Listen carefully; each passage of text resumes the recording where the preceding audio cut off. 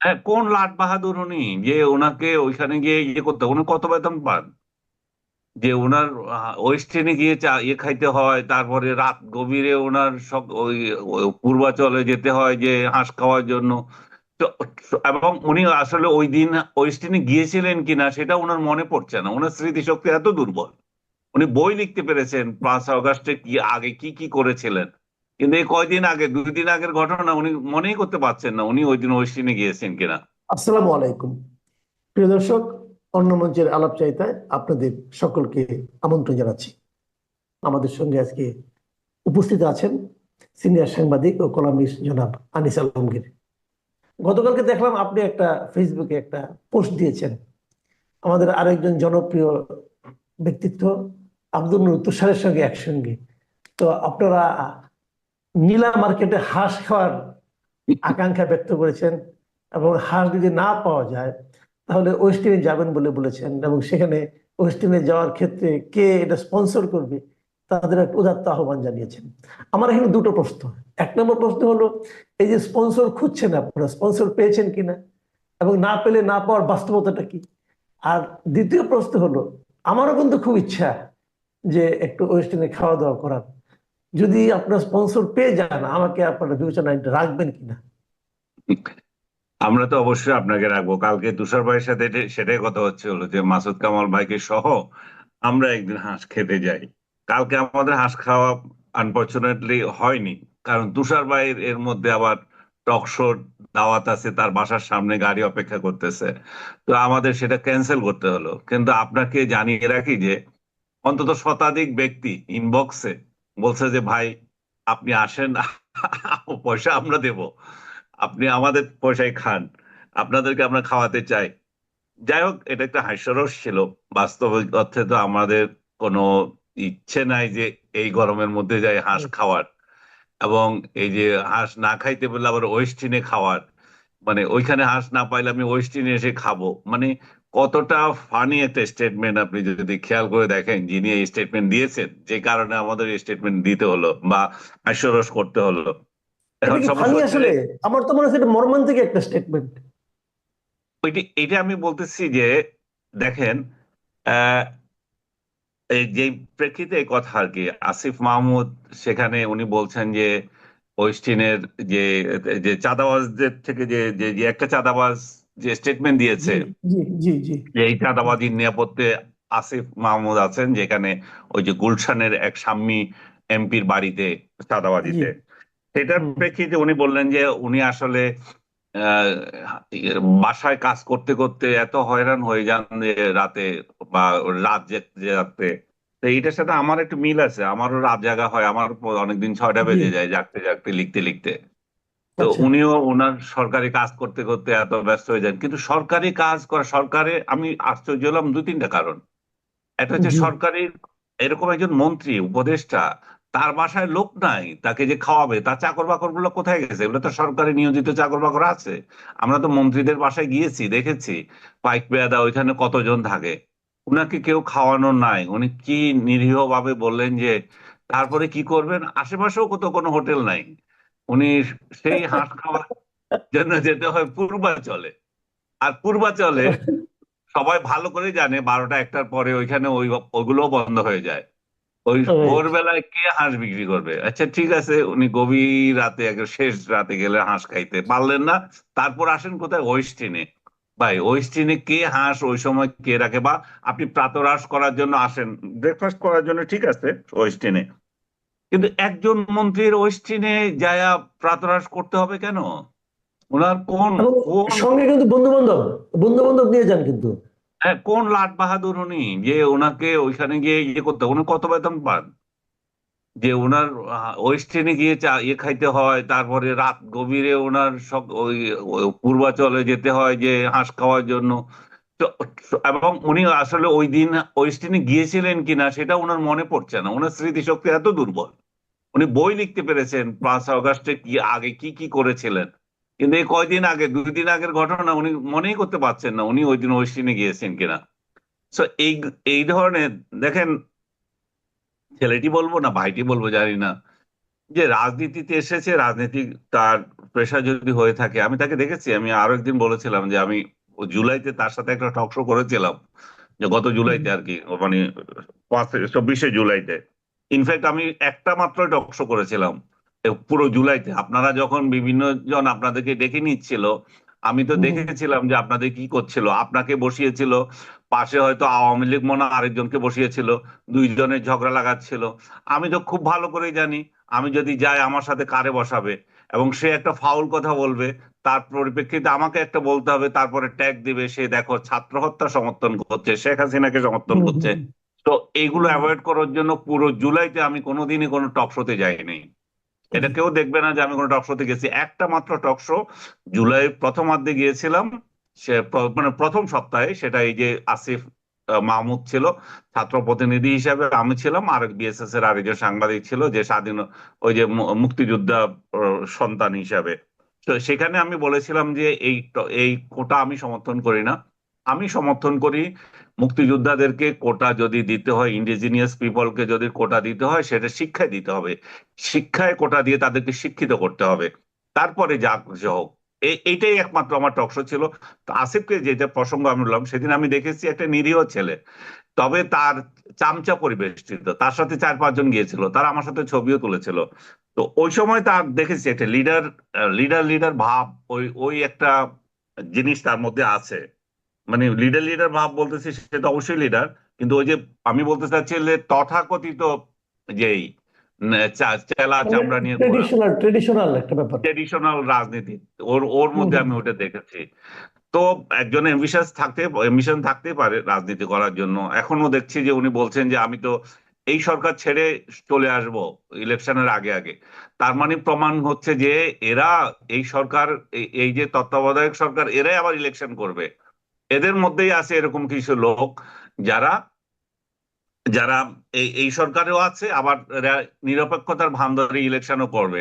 আপনি কালকে বোধহয় আরেকটা স্টেটমেন্ট দেখেছেন আরেকজন উপদেষ্টার, যে ফরহাদ মাজারের স্ত্রী বা বান্ধবী, যিনি আমি নামটা ভুলে গেছি ভদ্রমহিলার। ফরিদ আক্তার। হ্যাঁ, ফরিদ ফরিদা আক্তার আক্তার। ফরিদ আক্তার। হ্যাঁ, ফরিদা আক্তার আপা বলছেন যে যে আমেরিকা আমাদের কৃষিতে হস্তক্ষেপ করতে চাচ্ছে, এবং নন ডিসক্লোজার ট্রিটির যে বিষয়টা উনি বলছেন যে এভাবে যদি চলতে থাকে, উনি একটা সরকার বিরোধী একটা স্টেটমেন্ট দিয়েছেন। আমি দেখলাম যে আমাদের প্রেস সচিব শফিক সেটাকে আবার ডিনাই করছেন যে এটা সরকারের বক্তব্য না, এরকম না। তো রাষ্ট্রের মধ্যে দেখেন এরা এরা মানে যে যার মতো করে আচরণ করছেন। এই যে সিপিডির নেত্রী একজন বললেন যে এরা সব অ্যামেচার। রাইট। হ্যাঁ, বেসিক্যালি আসলে অ্যামেচার এরা সবগুলো। এখানে উনি খুব ভালো করে বলছেন যে ইন্টার্নি করতে গেছেন। এদের সমস্ত কার্যক্রম ইন্টার্নির মতো। এদেরকে বললে বলে যে আপনারা এদের সমালোচনা করছেন, গত একটা বছর এরা কি দিয়েছে জাতিকে। এই জন্যই বলছি যে তাদের সাথে কোনো ব্যক্তিগত শত্রুতা নাই। এই ডক্টর ইউনূসের সরকারের সাথে ব্যক্তিগত শত্রু নয়, আমি পার্সোনালি, উনি আমার দেশি ভাই, আমাদের বদ্দা। তো আমরা চাই যে উনি একটু ভালো কিছু করে যাক, কিন্তু সেটা যেহেতু হয়নি, তাহলে একটাই এখন উপায় হচ্ছে যে ওনার ওনার শান্তিপূর্ণভাবে একটা নির্বাচন দিয়ে চলে যাওয়া। আমি এবং আব্দুল তুষার, ওনার যেদিন 6 মাস পূর্ণ হলো, সেই দিন একটা টকশো করেছিলাম যে আমরা 6 মাস কিছু বলি নাই। এই 6 মাস যে কিছু বলি নাই, আওয়ামী লেসপেন্সার বা এই যে কি জানি যেগুলো বলেন আপনারা, বা জঙ্গি আওয়ামী যেগুলো আছে, এরা আমাকে যে কি আক্রমণ করেছে। আমার ফেসবুকে ফ্রেন্ড দুজনকে আমার ব্লক করতে হয়েছে, একটা ইটালির একটা লন্ডনের, এবং বিশ্রী ভাষায় আমাকে গালাগালি করছে। তোকে তো শেখ হাসিনা ফ্লট দিয়েছে, দিয়েছে, তুই কেন শেখ হাসিনার বিরোধিতা করিস।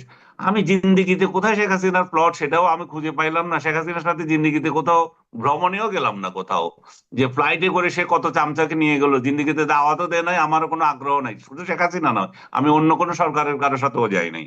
তো এই এই ধরনের আক্রমণ তারা করেছে। 6 মাস কেন ইউনূসের সমালোচনা করি নাই? তো তুষার ভাইকে নিয়ে যেদিন 6 মাস পূর্ণ হলো, সেদিন আমি টকশোটা করেছিলাম যে এখন উনারকে আর দেওয়া যায় না, হানিমুন পিরিয়ড শেষ। তো এখন তো 1 বছর পূর্ণ হয়ে গেল, এখন কি 6 মাসের সমালোচনা করা শুরু করলাম, এখন 1 বছরে দেখি কোনো কিছুই চেঞ্জ নেই। তো একমাত্র আল্লাহ আল্লাহ করছি যে বর্তমান সময়টা পার করে উনি যাতে শান্তিপূর্ণভাবে জাতিকে একটা নির্বাচন উপহার দিতে পারেন শান্তিপূর্ণ, এবং দেশটা একটা রোড ম্যাপে, যাতে আমরা যাতে একটা হাইওয়েতে উঠি। এখন যেভাবে আমরা খাদে পড়ে আছি, খাদ থেকে যাতে আমরা উঠতে পারি। আপনি 15ই আগস্ট নিয়ে কথা বলতে চেয়েছিলেন, সময় জি, কম, আমি 15 আগস্ট, সেটা হ্যাঁ। নিয়ে। একটু, হ্যাঁ, আমি এটাই যেমন চাচ্ছি যে 15 আগস্টে একটু যদি কথা বলে, আমি প্রথমে বলেছিলাম যে এটা নিয়ে আসলে আগে এক ধরনের রাজনীতি হয়েছে, আপনাকে জোর করে শোক করানো হয়েছে, সবাইকে হুম, শোক করতে হবে, এদিন কারো জন্ম হতে পারবে না, কেউ জন্মদিন পালন করতে পারবে না। আবার হুম। এখন দেখছি যে আপনারা যদি কোনো কারণে এটাকে ব্যক্তিগত ভাবে মনে হয় যে এটা শোকের ব্যাপার, সেটা একটা অপরাধের পর্যায়ে ফেলে দেওয়া হয়েছে। তো এটা নিয়ে রাজনীতিটা কেন হচ্ছে, এবং এটা আপনি এটা কিভাবে দেখছেন আসলে 15 আগস্টকে? 15ই আগস্ট নিয়ে যেটা হচ্ছে এখন, সেটা একটা কুৎসিত কারবার। আপনি যদি দেখেন কোনো মৃত ব্যক্তির বাড়ির সামনে এসে ডিজে গান করা, সেটা কোনো সভ্যতার মধ্যে পড়ে? এবং যেদিন তার মৃত্যু দিবস, সেদিন আমরা তার বাড়ির সামনে এসে ডিজে গান করব? চিন্তা করেন, আপনার বাবা মনে করেন ভালো কিছুই করে নাই, আহ, উনি সমাজের জন্য কোনো অবদানই রাখে নাই, এটা মনে করছে ও আপনাদের বিরুদ্ধ পক্ষ, আইসা আপনাদের বাড়ির মৃত্যুর দিনে আপনার বাড়ির সামনে এসে ডিজে পার্টি করতেছে। তো যারা এগুলা করতেছে, তারা যদি নিজেরা বুঝে যে তাদের বাড়ির সামনে তার বাবার মৃত্যুর দিন অন্যরা কেমন লিখলে কেমন লাগে। আর উনি একটা জাতির জন্য কাজ করে গেছেন, একটা রাষ্ট্রের স্রষ্টা। তো উনাকে যদি এভাবে অপমান করা হয়, আসলে আমরা জাতি হিসাবে কত নিম্ন স্তরের, সেই জায়গায় আমরা নিজেরাই প্রমাণ দিচ্ছি। 32 নম্বর রাষ্ট্রীয়ভাবে শোক দিবস পালন আহ, বন্ধ করেছে। এক শুক্রবারে, 75-এর একটা শুক্রবার উনি মারা গিয়েছিলেন, আজকে আর একটা শুক্রবার। তো এই শুক্রবারও রাষ্ট্র নির্ধারণ করেছে যে কোনো ছুটি থাকবে না, বা রাষ্ট্রীয়ভাবে পালন হবে না। হইতে পারে, রাষ্ট্র যখন যারা ক্ষমতা আসে তারা তো তাই করে। আপনি তো কিছুক্ষণ আগেই বললেন, যখন যারা ক্ষমতায় ছিল তারা মনে করেছে যে এই উনাকে এখন দেব তুল্য বানিয়ে দেওয়া। বঙ্গবন্ধু মানে হচ্ছে দেবতার থেকেও বড় কিছু। 2 বছর ধরে জন্মশতবার্ষিকী করলো, হ্যাঁ, কত লেখা, কত কিছু।